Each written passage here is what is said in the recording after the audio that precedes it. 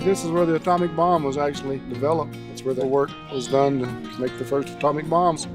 I came here for two reasons, to talk to the scientists and for the trail system. After talking to the scientists, a lot like hitting your head against the wall. It only feels good when you stop. He is easily written off, and he makes people angry, especially scientists. I would give anything if I could have 5 minutes with Einstein to explain what he did, where his thinking was wrong, where he made his mistakes. Einstein said that E equals mc squared. I say the correct equation is E equals gmc cubed. When I was a little boy, science was really the first thing that interested me. And to me, it really meant the joy of discovering something new. I've got 22 pounds of prime Martian real estate. The curiosity of really caring about and understanding how nature worked. And it seems to me that a lot of scientists in the world have totally lost that love and that curiosity. Science has moved well beyond any ordinary person's understanding what's going on. The Big Bang or Bang? The Big Bang. Oh man. Everybody in this country is starting to accept that our scientific education is inferior. Where I work, whenever we're like, oh, we need a really smart person, let's get someone from another country.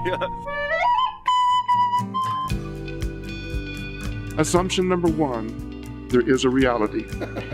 I left the house, I left my car, I left all my possessions, I left everything. Just couldn't work at a job anymore. It just seemed so unimportant compared to thinking about gravity. Gravionics is all about the connections of gravity that exist right now and the mass that exists right now. Gravionics can bridge the gap between science and spirituality. We can have connections of gravity with people totally on the other side of the planet. Gravionics is the first model of science that's big enough for love. I really do miss my cave.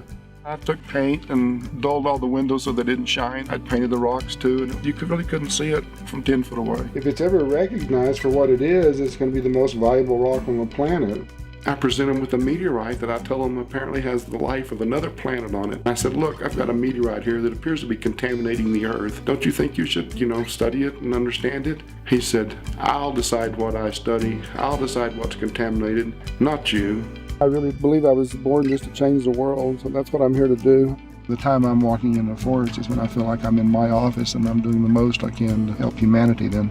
I'd like to see the day where we care as much about scientists and philosophers as we do about football players. Can you imagine 100,000 people going to one location and all cheering somebody that's thought of a new idea?